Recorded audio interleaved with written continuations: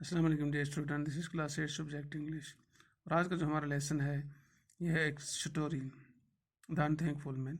आज इस लेसन में हम इस स्टोरी को जानेंगे कि ये अनथैंकफुल मैन क्या है, नाशुक्रा आदमी किसे कहते हैं। तो चलिए शुरू करते हैं।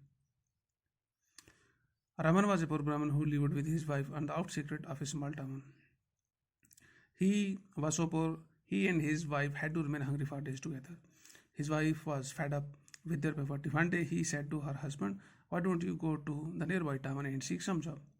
Raman liked the idea and decided to go to the nearby town to look for a job. Raman बहुत ही गरीब शख्स था। उसकी एक बीवी थी।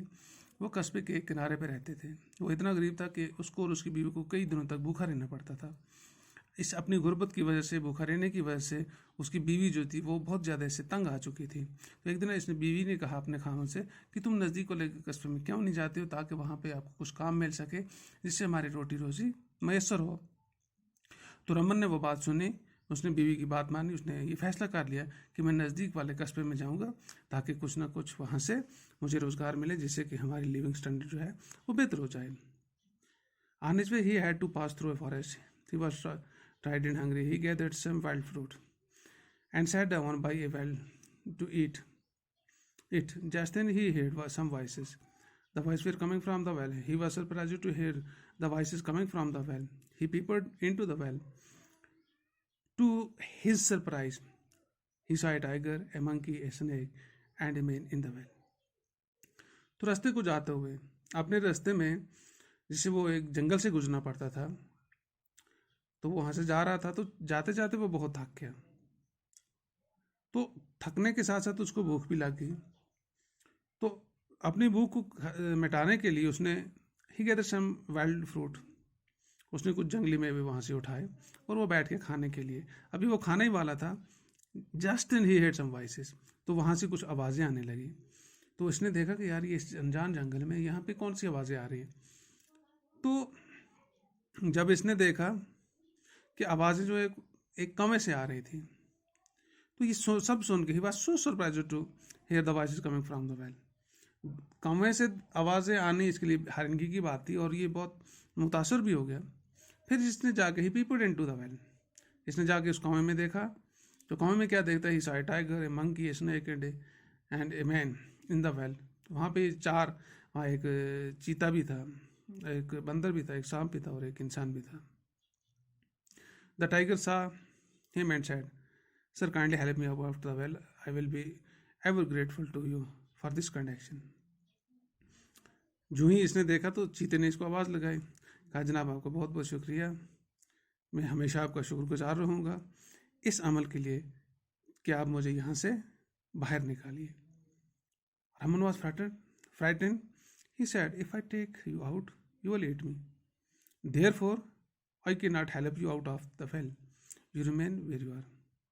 तो रमन ने जब देखा यार, वो डर गया।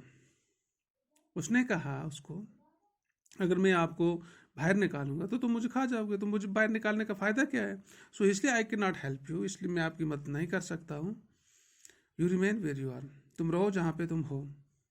The tiger said, have faith in me, I promise that I will do no harm to you.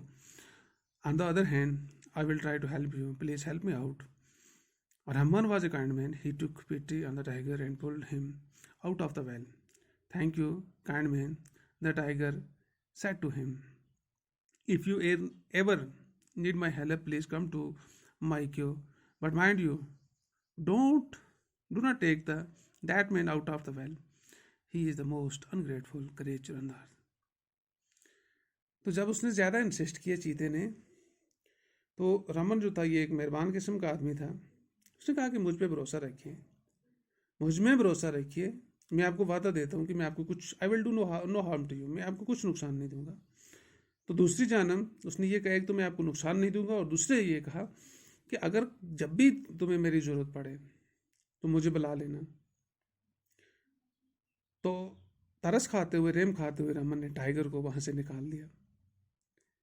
जब उसने निकाला तो उसने उसका शुक्रिया बजा लाया और जाते जाते ये कह दिया, the tiger said to him, "If you ever need my help, please come to my cave. But mind you, जब भी तुम्हें मेरे ज़रूरत पड़े तो मेरी कार तक आ जाना, फलानी जगह मेरी कार है जहाँ मैं रहता हूँ, लेकिन एक बात याद रखना, do not take that man out of the well. उस आदमी को कुएं से बाहर मत निकालो जो कि इस कायनात में, इस धरती में सबसे ज़्यादा नाशुक्र है। So saying the tiger went away from there. As soon as he was gone, the monkey called out to Raman and said, kind man, this well is too steep, I can not climb out of it, please help me out. जब बंदर ने देखा कि ये बड़ा रहमदिल आदमी है, इसने चीते को वहाँ से बाहर निकाल दिया और वो होशी होशी चला गया, अब इसने चलाना शुरू कर दिया, कहना शुरू कर दिया। इसने कहा कि वो मेहरबान आदमी, तरस खाने वाले आदमी, ये कौवा जो है ये बहुत गहरा है मेरे लिए और मैं यहाँ से चढ़ के बाहर नहीं निकल सकता हूँ, तो मेहरबानी करके तुम मुझे यहाँ से बाहर निकालिए। Raman readily pulled out the monkey. The monkey also thanked Raman and said, if you ever need my help, please come to the mango tree by the river's side, this jungle. उसने भी उसका शुक्रिया बजा लाया। उसने कहा कि आपका बहुत बहुत शुक्रिया, आपने मुझे यहाँ से बाहर निकाला। जब भी आपको मेरी ज़रूरत पड़े तो मैं दरिया के उस पार एक आम के दरख्त पे रहता हूँ।